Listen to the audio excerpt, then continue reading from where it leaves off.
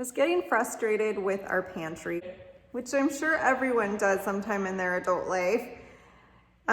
Everything was just kind of in disarray and I couldn't see what things I had, and so I decided I needed to do something. I wanted a better way to keep track of our pantry staples. I wanted a storage solution that would save space. I came up with a solution that used containers that I already had plenty of, which are mason jars, which I'm hoping a lot of you already have, so that you can get started on your own organization project really soon. What are the benefits of doing a mason jar pantry organization?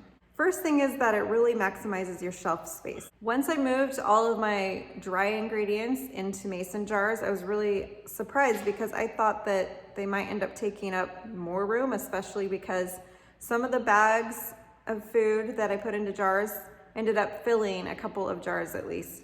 So I thought maybe it was gonna take up more space, but because you start out with different sizes of bags and boxes, and they're really bulky when you bring them home from the grocery store, then putting them all into a uniform sized container helps to streamline things and ends up taking less space.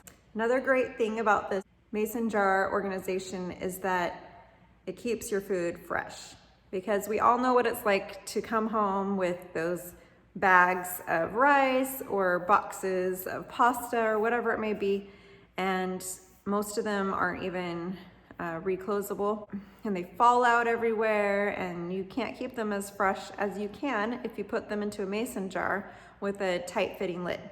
So this will help keep your food organized and free from pests and just keep it fresh longer. And another great benefit is that it helps you stay stocked up on your pantry staples. So when you have just a bunch of disorganization in your pantry, it's hard to see what you have, and if you're not looking for an item, you might not even know that it's there. So with this, you're able to line up your jars. The jars are clear so you can see through them. You can also put labels on them, and it gives you a really good idea of what you have and what you may need more of. And we all know staying stocked up on essentials is really important to us, especially now more than ever. Just knowing that you have food on the shelf that can get you through an emergency or a time where food may run out at the grocery store for a little bit gives you peace of mind. How do you get started with this mason jar pantry organization?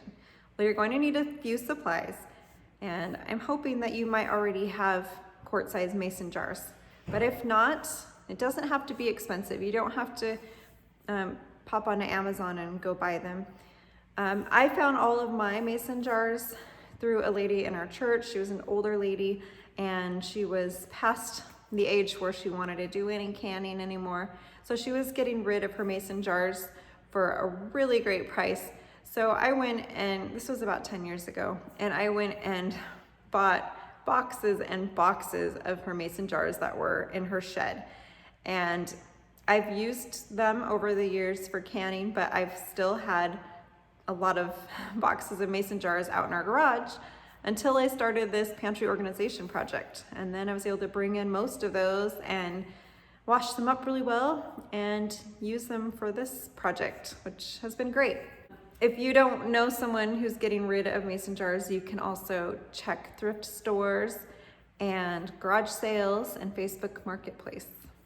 You'll also need some tight fitting lids, and I decided that I did not want to use normal canning jars or normal canning lids with the separate bands, because I thought it would be really cumbersome to have to unscrew those and pop the lid off, and then when you're done, pop the lid back on and screw the band on. Just kind of annoying. So I looked for some metal lids on Amazon that are just a one-piece screw-on lid.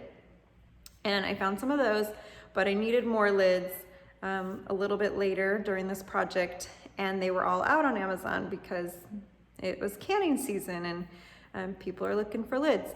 So I hopped over to Walmart, and they didn't have any metal lids like that, but they had white plastic lids. And so I got some of those too. So I have a mixture of metal lids and the white lids, and I'm fine with that. They both work really well. Another tool that you might want to invest in is an embossing labeler. It looks like this.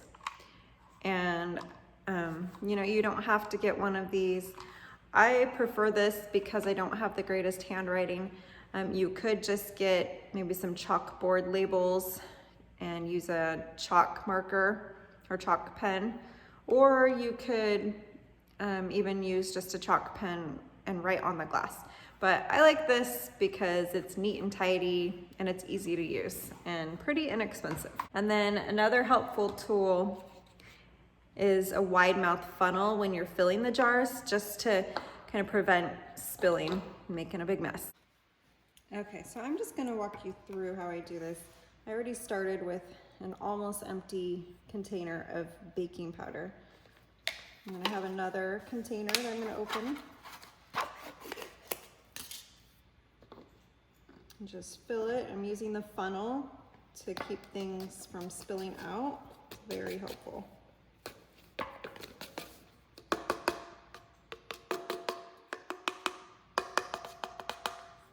Okay. And if you need to, you can wipe the rims clean. This isn't too bad. So then I have one of these white storage lids from Walmart. Okay.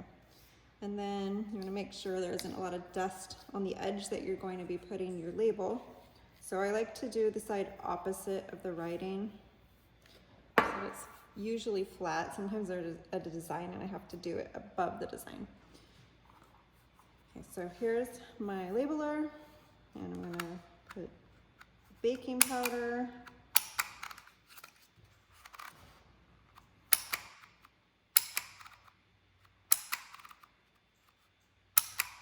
So I do baking and then cut it, and then I'm gonna do powder.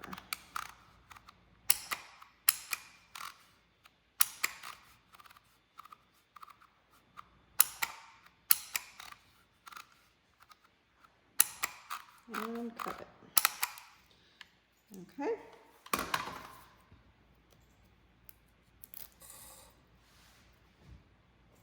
I peeled the back off. Try to make it straight. Not super straight, but that's okay.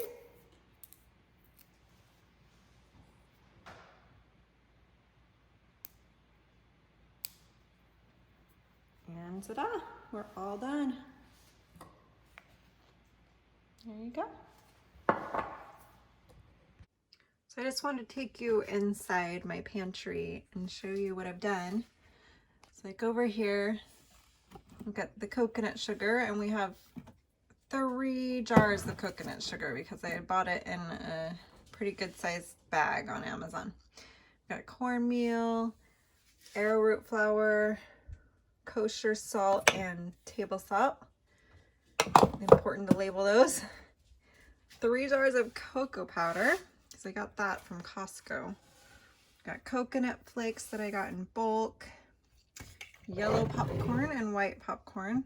And those are actually great if you have a good kind of grain mill or a high-powered blender, then you can grind those into cornmeal if you need to.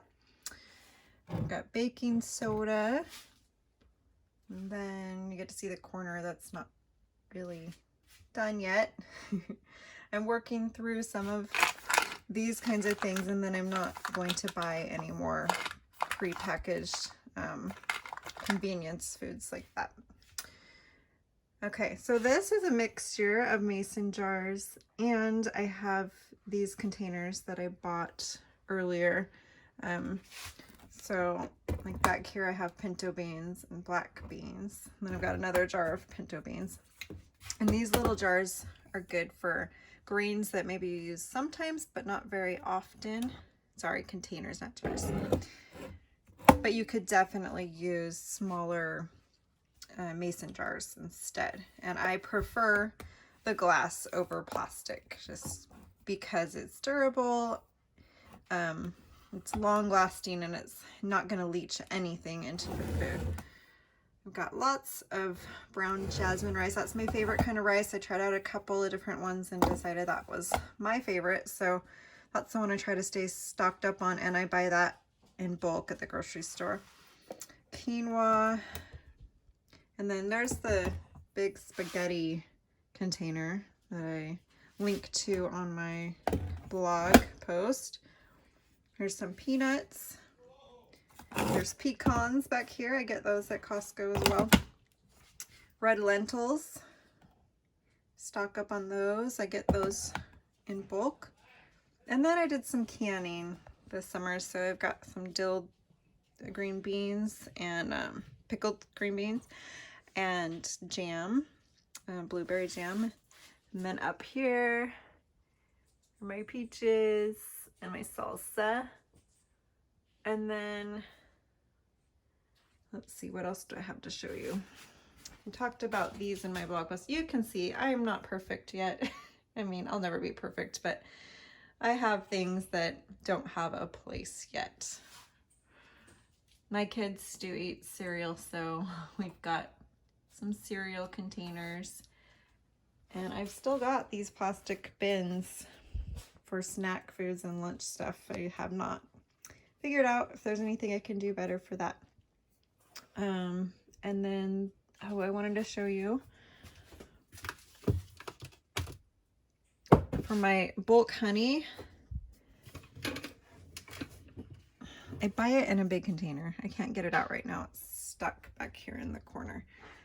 But I'm filling a mason jar, a quart-size mason jar, and then I bought this flip top made for mason jars that you can just pour the honey out. It makes it super easy instead of like having to open a big bucket all the time.